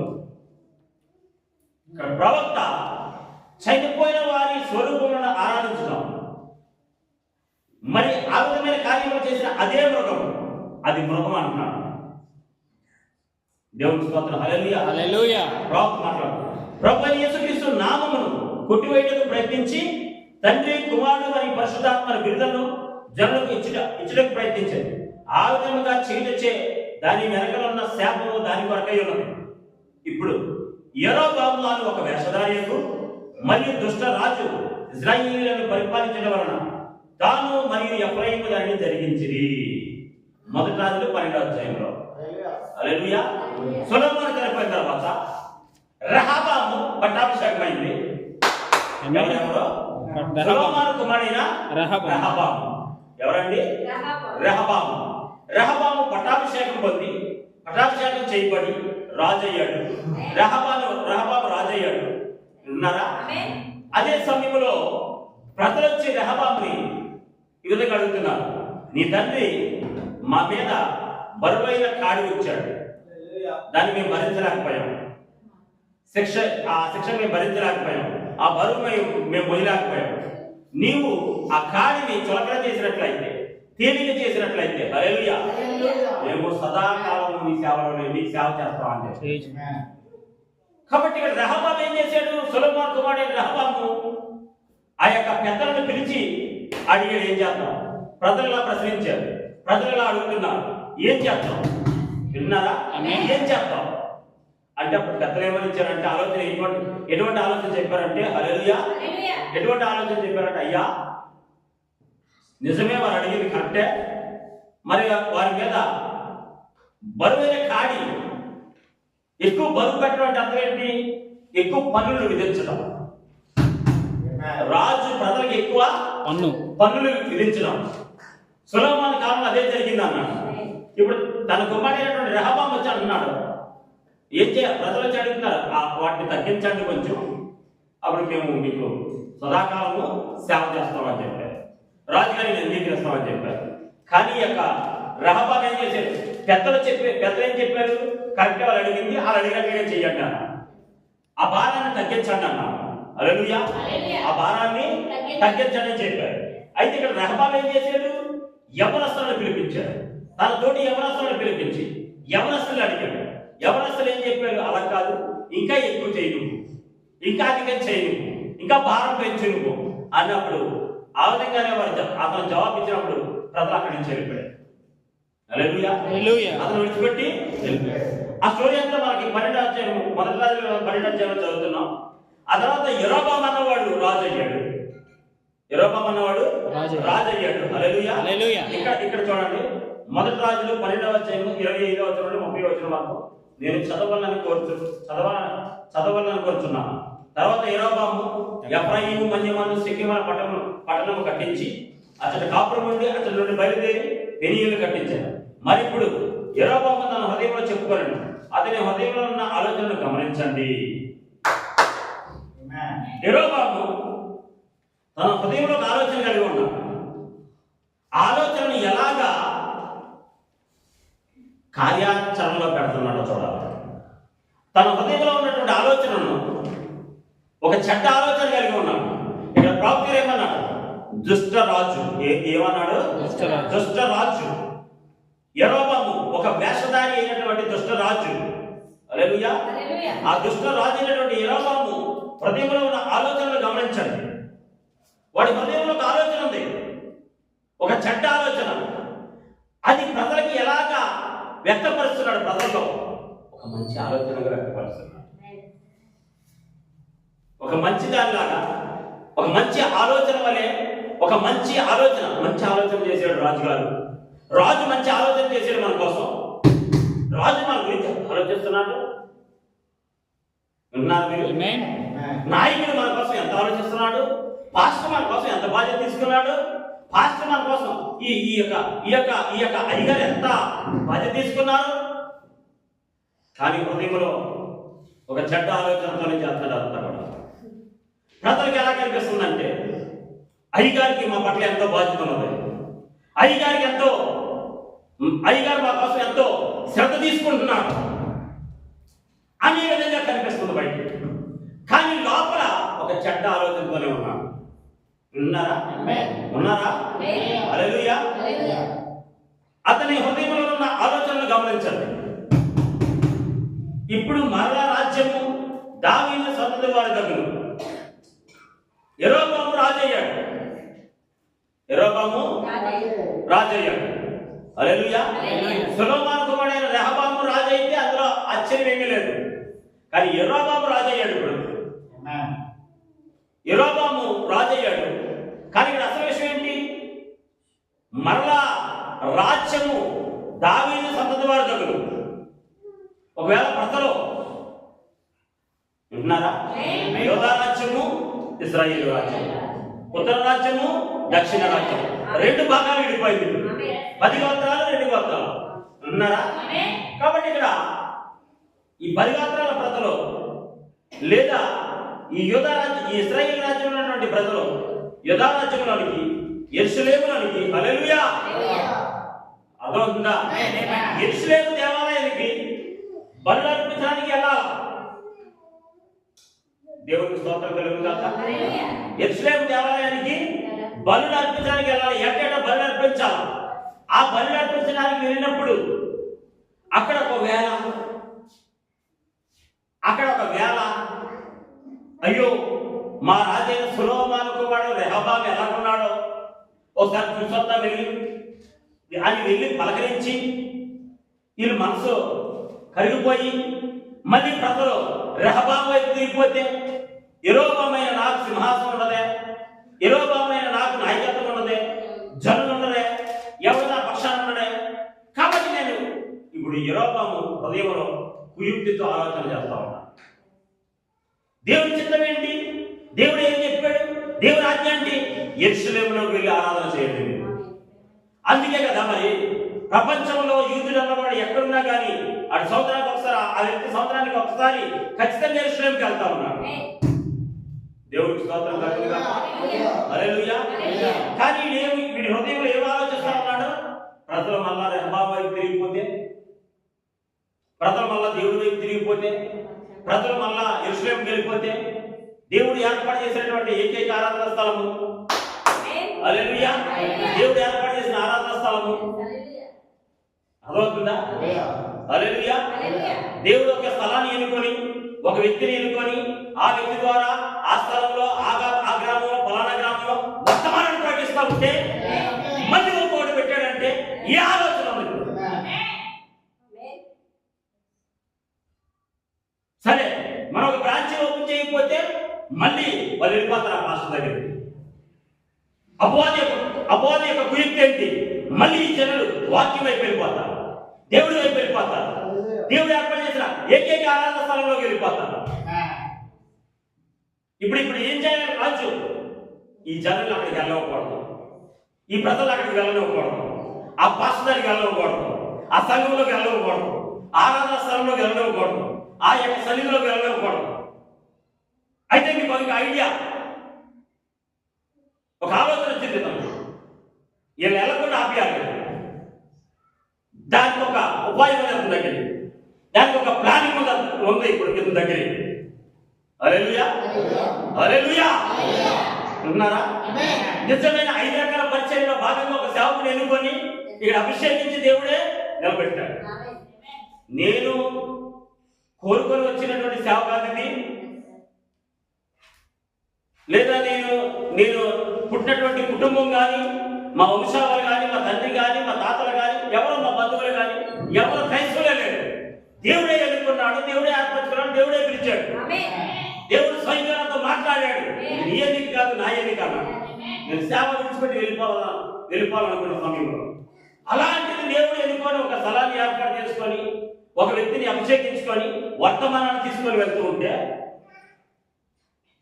గొర్రె చర్మాలు ధరించుకున్నటువంటి తోడేళ్లు మందని కరిగించకుండా చీల్చేసి యెరోబాము లాంటి వారు, దుష్టమైన మనస్తత్వం కలిగినటువంటి వారు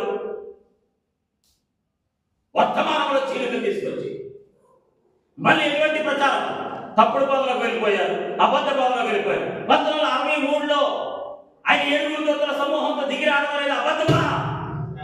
అది అబద్ధ బోధ, అది తప్పుడు బోధ. ఎవరినంటే తెలుసా తప్పుడు బోధ, అబద్ధ బోధ అని? ప్రవక్తన అంటున్నాం. మాకు సొంత వర్తమానాలు లేవు. ఈ ప్రవక్త బోధించిందే మేము బోధిస్తున్నాం. హల్లెలూయా. ఈయన బోధించిందే బోధిస్తున్నాం. ఈయన ఏలియా అబ్రహాం బోధించిందే మేము బోధిస్తా ఉన్నాం. ఇది తప్పుడు బాధ ఎవరు చెప్పాడు నీకు? నువ్వు ప్రవక్త అంటా ఉన్నావు. హల్లెలూయా. యెరోబాము స్పిరిట్ చూడండి. యెరోబాము స్పిరిట్, యెరోబాము యొక్క ఆత్మ ఈరోజు కనబడతలేదా మీకు? అది యెరోబాము యొక్క ఆత్మ. ఇప్పుడు యెరోబాము అన్నాడు, మీరు యెరూషలేములోకి వెళ్ళిపోతే, ఈ ప్రజలు యెరూషలేములోకి వెళ్ళిపోతే, ఉన్నారా ఇక్కడ? యెరూషలేముకి వెళ్ళిపోతే ఈ జనుల హృదయం మళ్ళా సొలొమోను కుమారుడైన రెహబాము తట్టు తిరిగిపోతే నాకు సమూహం ఉండాలి, వీళ్ళకి సమూహం ఉండాలి, వీళ్ళకి సంఖ్య ఉండాలి, పెద్ద సంఖ్య. హల్లెలూయా. కాబట్టి సంఖ్య తగ్గిపోతాయి, కానుకలు తగ్గిపోతాయి, దశంభాగాలు తగ్గిపోతాయి, ఆ పాస్టర్ దగ్గరికి వెళ్ళడానికి వీల్లేదు. హల్లెలూయా. నేను ఏం ప్రకటిస్తున్నాను ఇక్కడ? 1963లో ఆయన మనుషుల దూతగా దిగి వచ్చాడు. ఏంటి? రెండవ రాకడా. అది రెండవ రాకడలో దిగి వచ్చాడు క్రీస్తు. రెండవ రాకడ ఆయన మనుషుల దూతగా దిగి వచ్చాడు క్రీస్తు. హల్లెలూయా. ఇదేం బోధిస్తున్నాం? ఇది తప్పుడు బాధ అని ఎవరు చెప్పాడు? ఇది తప్పుడు బాధ కాదు, ప్రవక్త చెప్పాడు. హల్లెలూయా. ప్రవక్త 7వ వంతులో చెప్పాడు, ఆయన హెచ్చవలసి ఉన్నది, నేను తగ్గవలసి ఉన్నది. ఇదిగో నేను వెళ్ళిపోతున్నాను, నేను ఇరువురు కలిసి ఇక్కడ ఉండలేమని చెప్పాడు. హల్లెలూయా. బాప్తిచ్చి యోహాను ఏ విధంగా అయితే చెప్పాడో ఈ కాలపు ప్రవక్త 7వ దూత ఏలియా విలియం బ్రహ్మ అలా చెప్పాడు. దేవునికి స్తోత్రం కలుగును గాక. హల్లెలూయా. ప్రభు నామానికి స్తుతి కలుగును గాక. హల్లెలూయా. అర్థమవుతుందా మీకు? ఇప్పుడు ప్రార్థన. ఇప్పుడు మరలా రాజ్యము దావీదు సంతతి వారి దగ్గర జనులు బయటికి వెళ్ళిపోదురేమోనని బ్రాకెట్లో చెప్తున్నాడు. జనులు బయటికి వెళ్ళిపోదురేమో అని అతనిలో భయం మొదలయ్యాడు. మీరు చూడండి, జనులు ఉండాలి తనకి, గుంపు ఉండాలి తనకి, సంఖ్య ఉండాలి తనకి. అతనిలో భయం మొదలైంది. వీళ్ళని ఎలాగైనా సరే అక్కడికి మరలా వెళ్ళనివ్వకూడదు. అది యెరొబాము యొక్క ఆత్మ, గుర్తుంచుకోండి. ఈ జనులు యెరూషలేములో ఉన్న యెహోవా మందిరం ముందు బలులు అర్పించుటకు ఎక్కిపోచుడని ఎడల ఈ జనుల హృదయము యోధా రాజైన రెహబాము అను తమ యజమాని తట్టు తిరుగును. అప్పుడు వారు నన్ను చంపి, అబ్బా జనులను కాదు, ఏ ప్రజలైతే ఇతని చేతిలో చిక్కుకున్నారో వాళ్ళే నన్ను చంపేస్తారు జనులు ప్రజలు అనుకొని యోధా రాజైన రెహబాము వద్ద మరలా చేరుదురు. అప్పుడు వారు నన్ను చంపి యోధా రాజైన రెహబాము వద్ద మరలా చేరుదురు. రాజ్యము మరలా దావీదు సంతతి వారి దగ్గర అని యెరొబాము తన హృదయమందు తలంచి ఆలోచన చేసి ఉన్నారా? ఆమేన్. ఏం చేశాడు? ఎంత దారుణాన్ని వడిగట్టాడు. దేవుని చిత్తానికి పూర్తిగా వ్యతిరేకమైన దారుణానికి ప్రజలు తీసుకెళ్తున్నాడు యెరొబాము. ఇప్పుడు కూడా యెరొబాము ఆత్మ కలిగిన ఉన్నాడు, ఈ మెసేజ్ లో ఉన్నారు. అర్థమవుతుందా? రాజ్యము మరలా దావీదు సంతతి వారి దగ్గర అని యెరొబాము తన హృదయం మీద తలంచి ఆలోచన చేసి 2 బంగారపు దూడలను చేయించి జనులను పిలిచి యెరూషలేమునకు పోవుట మీకు బహు కష్టము. అబ్బా మీ కష్టాన్ని నేను చూడలేను, మీకు ఆరాధన ఉండాలా? మీరు అంత దూరం ఎందుకు? అక్కడికి ఎందుకు? ఆ వ్యక్తి దగ్గరికి ఎందుకు? హల్లెలూయా. మీకు బహు కష్టము. ఇశ్రాయేలు వారలారా, ఐగుప్తు దేశంలో నుండి మిమ్మల్ని రప్పించిన మీ దేవుడు ఇవే అని చెప్పి, ఏవి? బంగారు దూడలు, విగ్రహారాధన. వాక్యాన్ని విడిచిపెట్టడమే విగ్రహారాధన, వర్తమానాన్ని విడిచిపెట్టడమే విగ్రహారాధన. యెహోవా యొద్ద నుండి తన మనసును తిప్పుకున్నవాడు శాపగ్రస్తుడు. యెహోవా యొద్ద నుండి తన మనసును తిప్పుకున్నవాడు శాపగ్రస్తుడు. వాక్యాన్ని విడిచిపెట్టినవాడు శాపగ్రస్తుడు, వర్తమానాన్ని విడిచిపెట్టినవాడు శాపగ్రస్తుడు. వాక్యాన్ని విడిచిపెట్టడమే విగ్రహారాధన. అర్థమవుతుందా? ఇశ్రాయేలు వారు ఐగుప్తు దేశం నుండి మిమ్మల్ని రప్పించిన మీ దేవుడు ఇదే అని చెప్పి ఒకటి బేతేలునందును ఒకటి దానునందును ఉంచారు. దాని వరకు ఈ రెంటిలో ఒకదాన్ని జనులు పూజించడం వలన రాజు చేసిన కార్యము పాపమునకు కారణమైను. 73వ కారణం చూసారా? బేతేలునందు ఎఫ్రాయిము మరియు దాను మరియు వారు విగ్రహములు అక్కడ పెట్టిరి, మరియు మీరు దీనిని ఆరాధించడానికి వెళ్ళిరి. మరి ఇక్కడ మనం ఉన్నాం. ప్రవక్త ఇంచుమించు మనం ఇప్పుడు ఎక్కడికి వచ్చేసాం తెలుసా? 1000 ఏళ్ల పరిపాలన దగ్గరలోకి వచ్చేసాం. ఈ దినములలో ఒక దినమున హల్లెలూయా, హల్లెలూయా, ఒక శుభోదయాన రోమియో జూలియట్ తీసుకొని వెళ్ళిపోయినట్లుగా ఆయన మనం తీసుకొని వెళ్ళిపోయినప్పుడు హల్లెలూయా, ఉగ్రత గొర్రెల ఉగ్రత అయిపోయిన తర్వాత, హర్మగిద్దన్ యుద్ధం అయిపోయిన తర్వాత 1000 ఏళ్ల పాలన దగ్గరలోకి వచ్చేసాం మనం. వాగ్దాన దేశంలో దగ్గరలోకి వచ్చేసాం మనం. హల్లెలూయా. 1000 ఏళ్ల పరిపాలన ఎదిగించి నుంచి వచ్చి ఉన్నాం. కానీ గమనించండి, దేవుడు ఇంకను ఆ పాపమును జ్ఞాపకం ఉంచుకొని ఉన్నాడు. వాళ్ళు చేసినటువంటి పాప కార్యాన్ని గుర్తుంచుకున్నాడు ఆయన. ప్రవక్త ఏమన్నాడు ఫస్ట్ లో? దేవుడు తన ఆశీర్వాదాలను ఎలాగైతే మర్చిపోడు, ఆమేన్, ఆమేన్. దేవుడు తన వాగ్దానాలను ఎలాగైతే మర్చిపోడు, దేవుడు తన దీవెనలు ఎలాగైతే మర్చిపోడు, శాపాలు కూడా మర్చిపోడు. దాన్ని ఎఫ్రాయిము చేసినటువంటి విగ్రహారాధన బట్టి ఈ ప్రకటన గ్రంథం 17వ అధ్యాయంలో ఆ 1,44,000 మంది యూదుల యొక్క గోత్రకర్తల్లో ఆ 2 గోత్రాలు లేవు. Amen. వాటికి బదులుగా యోసేపు మరియు లేవి అక్కడ ఉంచబడింది. హల్లెలూయా. Hallelujah. అర్థమవుతుంది మీకు? Amen. ప్రవక్తలు కనీసం వారు కనీసం అక్కడ లెక్కింపబడలేదు. ఆమేన్. మహిమ. ఆయన తన యొక్క మంచి వాగ్దానాలు ఏ విధంగా గుర్తుంచుకొని ఉన్నాడో ప్రతి చెడు కార్యములు కూడా ఆయన గుర్తుంచుకున్నాను. ఆయన మంచితనాన్ని, ఆయన మంచి వాగ్దానాలను ఎలాగైతే గుర్తుంచుకున్నాడో ప్రతి చెడు కార్యములు కూడా ఆయన గుర్తుంచుకున్నాను. ఆ కారణం వల్ల నేను నమ్ముతున్నాను. స్నేహితులారా, నేను ఎల్లప్పుడూ ఆ వాక్యంతో నిలిచిఉండడానికి ప్రయత్నించుతున్నాను. అది ఎంత విడ్డూరంగా కనిపించినా పర్వాలేదు, వాక్యం ఎంత విత్తగా కనిపించినా పర్వాలేదు, అది ప్రజలకు ఎంత విడ్డూరంగా ఉన్నా పర్వాలేదు, ప్రజల దృష్టిలో ఎంత విత్తగా కనిపించినా పర్వాలేదు, వ్యక్తిగానే కనిపించినా పర్వాలేదు, విడ్డూరంగానే కనిపించినా పర్వాలేదు, పరిశుద్ధ గుండ్రాలన్నా, మూఢభక్తి గలవారన్నా, మత పిచ్చి గలవారన్నా, అర్థమవుతుందా మీకు? ఎన్ని పేరుతో పిలిచినా పర్వాలేదు, కానీ కాస్తున్నాను నేను ఆ వాక్యంతోనే ఎల్లప్పుడూ నిలిచి ఉండడానికి ప్రయత్నించున్నాను. అర్థమవుతుందా? దేవునికి స్తోత్రం కలుగు గాక. చూడండి, ఇలా జరిగినని అప్పుడు వారు అక్కడ అనుకోలేదు, దాని గురించి అప్పుడు వారు తలంచలేదు. మంచిది, ఇది మంచిదేనే అని వారు దానితో రాజీ పడ్డారు. రాజు చెప్పిన ఆలోచన మంచిదే. రాజు 2 బంగారు తోటలు తయారు చేయించాడు. దానిలో ఒకటి, బేతేల్లో ఒకటి. అర్థమవుతుందా? ఈ దాని ఎఫ్రాయిం వారు ఆ బేతేల్లో ఉన్నటువంటి 2 బంగారు తోటలు లేవు. ఈ దాని ఎఫ్రాయిం వారు ఆరాధించాడు, పూజించాడు. ప్రవక్త అన్నాడు, అది పాపపు కార్యమైనది. విగ్రహారాధన దేవుడికి వ్యతిరేకం కాదా? వాక్యాన్ని విడిచిపెట్టడం దేవుడికి వ్యతిరేకం కాదా? అభిషేకించబడిన అభిషేకించబడిన వర్తమానికుడు విడిచిపెట్టడం దేవుడికి వ్యతిరేకమైనది, అది శాపమైనది. ఇక్కడ అన్నాడు. అప్పుడు వారు ఇది మంచిదేలే అని వారు దానితో రాజీపడి ఆవిడ వారు తలంచి అది సరి. అయితే ఇక్కడ వారు 1000 ఏళ్ల పరిపాలన ప్రారంభించుండగా ఇక్కడ ఉన్నారు. వారి పేర్లు దానిని కొట్టుబడి ఉన్నారు. ఎందుకనగా దేవుడు శపించిన ఆ విగ్రహములను వారు సేవించి ఆయన చెప్పలేదా? ఆయన చెప్పి ఉండలేదా? హల్లెలూయా. ఆయన చెప్పి ఉండలేదా? ఆయన నికోలైతులను మరియు ఆ యెజబెలును అసహించుకున్నని నేను నికోలైతు క్రియలను ద్వేషించుచున్నాను అన్నాడు ఆయన. నికోలైతు అంటే ఏంటి? గుడ్డోడా? నికోలైతు అంటే చెవుటోడా? వర్తమానాలు చదవలేటువంటి వాళ్ళ, ప్రవక్త వర్తమానాలు చదవలేటువంటి వాడు, బైబిల్ చదవలేని వాడు, వర్తమానాలు తెలియని వాడు. నికోలైతు అంటే ఏంటి? మానవ నాయకత్వం. వ్యతిరేకించడం, భయపెట్టడం, వాళ్ళ గుప్పుట్లో ఉంచుకోవడం, అదే నికోలైతు ఆత్మ. దేవుడు ఆత్మచేత నడిపించబడ్డానికి బదులుగా ఒక రెవరెండ్, ఒక బిషప్, ఒక కార్డినల్, ఒక పోపు నడిపిస్తా ఉన్నాడు. అదే నికోలైతు అయి ఉన్నాడు. హల్లెలూయా. ఉన్నారా మీరు? ఏమన్నాడు? ఆయన నికోలైతులను మరియు ఆ యెజబెలును అసహించుకున్నని దాని నుండి దూరంగా ఉండండి. ఆయన యెజబెలు యొక్క కుమార్తెలను మరణముతో చంపును, అనగా ఆయన యొక్క సన్నిధి నుండి మిచ్చి ఎడబాటు చేయట. మరణం అంటే ఏంటి?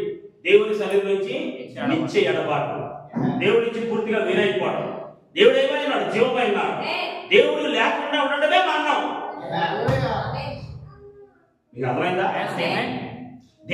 దేవుని సన్నిధి లేకుండా ఉండడమే మరణం. దేవుడు ఎవరు? జీవము.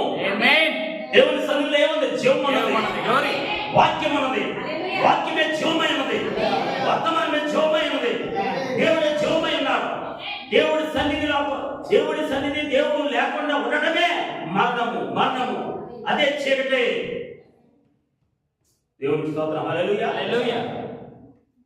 ఆయన మరణంతో చంపును, ఆయన యెజబెలు యొక్క కుమార్తెను మరణంతో చంపును, అనగా ఆయన యొక్క సన్నిధి నుండి నిచ్చి ఎడబాటు చేయట. ఆయన ఆ విధంగా చెప్పలేదా? దానిపై ఎన్నడూ నమ్మించవద్దు, దాని నుండి దూరంగా తొలగిపోండి, కావున దేవుడు గుర్తు చేసుకొనును. హల్లెలూయా. దేవుడు మర్చిపోడు. ఇది గుర్తుంచుకోండి మీరు. దేవుడికి మధ్య మరుపు. ఆయన తన మంచి వాగ్దానాలు ఎలా గుర్తుంచుకుంటాడో చెడ్డ వాటిని కూడా గుర్తుంచుకుంటాడు. ప్రవక్త మనం ఇక్కడ దరిదాపుగా హెచ్చరించగా మనం 1000 ఏళ్ల పాలన దగ్గరికి వచ్చేసాం. అయినా కానీ దాన్ని మర్చిపోలేదు. ఆ 2 పాత్రలు, దాని ఎఫ్రాయిం 2 పాత్రలే అక్కడ చేర్చలేదు, తీసేసాడు. అర్థమవుతుందా? ఎందుకు? ద్వితీయోపదేశ కాండము 29లో మనం చదివాం. హల్లెలూయా. హల్లెలూయా. ద్వితీయోపదేశ కాండం ఒకసారి చూద్దాం.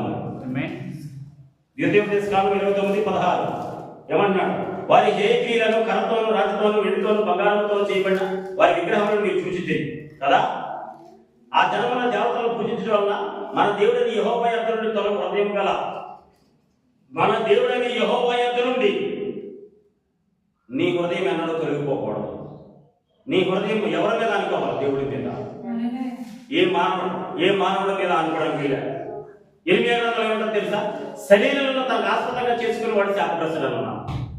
యెహోవా యొద్ద నుండి తన హృదయాన్ని తొలగించుకుని వాడు శాపగ్రస్తుడు ఉన్నాడు. నీ హృదయము దేవుడి యొద్ద నుంచి తొలగించుకోవడానికి వీల్లేదు. నీ హృదయం ఎల్లప్పుడూ ఎక్కడ సెలతీరాలా? నీ హృదయం ఎల్లప్పుడు ఎవరి మీద ఆనుకోవాలా? దేవుడి మీద. నీ హృదయం ఆనుకోవాల్సింది దేవుడి మీదే, వాక్యం మీదే, వర్తమానం మీదే. దేవుడి మీద ఆనుకోవాలి. నా మీద కాదు, దేవుడి మీద. హల్లెలూయా. అర్థమవుతుందా? కాబట్టి ఇక్కడ మన దేవుడు యెహోవా యొద్ద నుండి తొలగు హృదయం గల పురుషుడే కానీ స్త్రీయే కానీ కుటుంబమే కానీ గోత్రమే కానీ నేడు మీలో ఉండకున్నట్లును మరణకరమైన దుష్కృత్యములకు అతి మూలమైనది మీలో ఉండకున్నట్లును నేడు ఈ నిబంధన మీతో చేయించున్నాను. అట్టి పనులు చేయవాడి శాపవాక్యం విన్నప్పుడు ఇదే చెప్తున్నాడు. హల్లెలూయా. అర్థమవుతుంది మీకు? వాడి పేరు ఏమవుతుందంట? యెహోవా అతని పేరు ఆకాశం క్రిందకుండా కింద ఉండకుండా తుడిచివేయి. అది అతను ఇక్కడ భూమి మీద ఉన్నప్పుడు ఆకాశం క్రింద. హల్లెలూయా. ఉన్నారా? యెహోవా యొద్ద నుండి తన హృదయాన్ని తొలగించుకొని పురుషుడే కానీ స్త్రీయే కానీ కుటుంబమే కానీ గోత్రమే కానీ అతని పేరు వారి గోత్రం కానీ వారి కుటుంబం కానీ ఏదైనా కానీ ఆకాశం కింద ఉండకుండా కొట్టివేయబడింది. ప్రకటన గ్రంథము 7వ అధ్యాయంలో అందుకే 2 పత్రాలు కనబడతాయి. విన్నారు మీరు? యెరొబాము యొక్క దుష్టాలోచన చూశారు మీరు? ఈరోజు యెరొబాము ఆత్మ కలిగిన ఉన్నారు కదా. ఈరోజు నికోలైతులు ఆత్మ కలిగిన ఉన్నారు కదా. ఈరోజు యెజబెల్ మతాన్ని యెజబెల్ సిద్ధాంతాన్ని బోధిస్తున్న వారు ఉన్నారు కదా. బిలాము బోధన బోధిస్తున్న వారు ఉన్నారు కదా. రాజీ పడిపోతూ జనుల దృష్టి ఎలా ఉంటుంది? రాజు చేస్తుంది మా కోసమే. ఎంత మంచి పని చేశాడు నాయకుడు, ఎంత మంచి పని చేస్తున్నాడు మాస్టర్ గారు అనేటట్లుగా కనబడుతుంది బయటికి. కానీ ఏం చేస్తున్నాడు? నిన్ను వాక్యం దగ్గర నుంచి దూరం చేస్తా ఉన్నా. మీకు అర్థమైందండి? కాబట్టి సహోదరుడు ఒక విషయాన్ని గుర్తుంచుకోండి. దేవుడు ఎన్నడూ కూడా మర్చిపోడు. దేవుడు ఎన్నడూ కూడా మర్చిపోడు. ఆయన మధ్యమార్పు అనేది ఆయన వాగ్దానం చేసిన ప్రకారంగా ఆయన దిగొచ్చి ఇశ్రాయేలు విడిపించాడు. ఆయన వాగ్దానం చేసిన ప్రకారంగానే అంజూరపు చెట్టు చికిత్సగానే ఆయన ద్వారం దగ్గరే ఉన్నాడని తెలుసుకున్నాడు అన్నట్లే ఆయన చెప్పినట్లుగానే దిగొచ్చాడు. ఆయన మర్చిపోడు. ఆయన దిగొచ్చాడు. హల్లెలూయా. ఆయన దిగొచ్చాడు. తన వధువుని వివాహం చేసుకోవడానికి. హల్లెలూయా. వధువుని వివాహం చేసుకోవడానికి దిగొచ్చాడు. ఇది వాగ్దానమైనది. మత్తయి 24:30 వాగ్దానం చేశాడు ఆయన. అంజూరపు చెట్టు చికిత్సగానే. హల్లెలూయా. ఆయన ద్వారం దగ్గరే ఉన్నాడు. ఆయన దిగి వచ్చాడు. ఇప్పుడు వధువు వివాహం చేసుకున్నాడు. ఇప్పుడు వధువుని ఏమని పిలుస్తున్నాడు ఆయన? శ్రీమతి యేసుక్రీస్తు. శ్రీమతి యేసుక్రీస్తు, ప్రభు యేసుక్రీస్తు భార్య, నీకు శుభం కలుగును గాక. ఆమేన్. దయచేసి తల వంచుకొని ప్రార్థన చేస్తున్నాం. షాలోమ్. అందరికీ షాలోమ్. ప్రార్థన చేసుకోండి. ప్రార్థన. హల్లెలూయా. హల్లెలూయా. హల్లెలూయా. ప్రార్థన చేసుకుందాం. హల్లెలూయా. హల్లెలూయా. ప్రతి ఒక్కరు స్తోత్రములు స్తోత్రములు స్తోత్రములు. ప్రతి ఒక్కరు లేచి నిలబడతాం. యేసయ్యానికి దేవానికి స్తోత్రములు. పరిశుద్ధుడానికి ప్రభువానికి స్తోత్రం. హల్లెలూయా. ప్రభువానికి స్తోత్రములు స్తోత్రములు. గట్టిగా స్వరమెత్తి హల్లెలూయా హల్లెలూయా హల్లెలూయా హల్లెలూయా. ప్రభువానికి స్తోత్రములు స్తోత్రములు స్తోత్రములు స్తోత్రములు స్తోత్రములు. సర్వోన్నతుడ సర్వాధికారి నిన్న నేడు నిరంతరము ఏకరీతిగా ప్రభువానికి స్తోత్రములు తండ్రి. ఆరాధనకు యోగ్యుడా, స్తుతులకి పాత్రుడా యేసయ్యానికి స్తోత్రములు నాయన. హల్లెలూయా హల్లెలూయా హల్లెలూయా. ప్రభువానికి స్తోత్రములు స్తోత్రములు స్తోత్రములు స్తోత్రములు.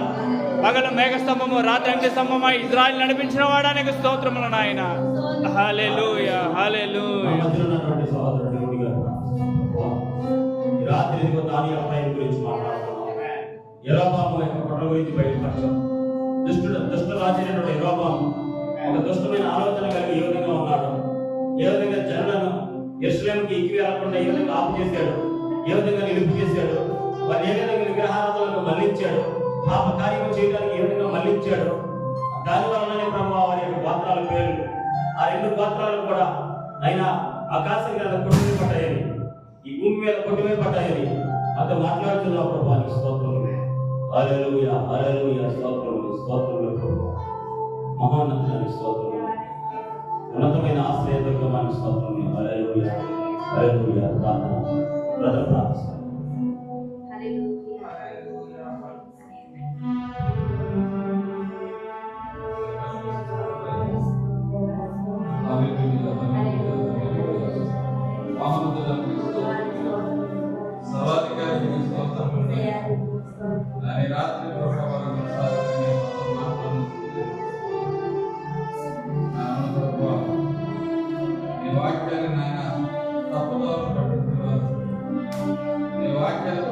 ఉన్నట్టుగా బోధించలేని వారు, ఆయన వాక్యానికి నాయన రాజ్యం పడేవారు, వాక్యం దగ్గరికి నాయన తీసుకొచ్చే కల్పించవచ్చు కానీ వాక్యానికి నాయన దగ్గరికి తీసుకొచ్చేవారు కాదు. కానీ వారి యొక్క స్థలముల ద్వారా, వారి యొక్క సొంత ఉద్దేశాల ద్వారా, వారి యొక్క ఆలోచన ద్వారా ప్రభావ వారు నడిపిస్తూ ఉన్నారు. Yes, amen. అలాంటి వారు ఎన్నడూ ఈ వాక్యం ఎన్నడూ తొక్కలేదు ప్రభువ. వారు వాక్యాన్ని చదివేవారుగా లేరు, వాక్యాన్ని నాయన ఉన్నట్టుగా బోధించేవారుగా లేరు ప్రభువ. అనేక మంది ఆ విధంగా ఆయన ఇప్పుడు సంఘాలు నాయన తయారైపోయి ఉన్నాయి, ఆ విధంగా నాయన సంఘాలు బోధిస్తూ ఉన్నాయి. దాని వర్తమానం సంఘము ప్రభువ ఆ విధంగానే నాయన ఉన్నాయి ప్రభు అంటున్నాడు. తండ్రి ఉన్నట్టుగా బోధించేది నాయన ప్రవక్త ఏదైతే బోధించారో ఆయన అనేక వాక్యం నాయన బోధించే సేవకుల ప్రభావం తక్కువైపోయారు. నేను వారిని ఎంతగానో చిన్నచూపు చూస్తూ ఉన్నారు, వారిని ఎంతగానో జ్ఞానం చేస్తూ ఉన్నారు ప్రభు.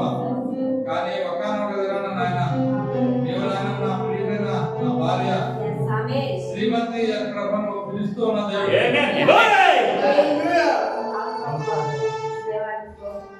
నీవు లోకం తలపల వైపు ప్రభావించింది కాదు.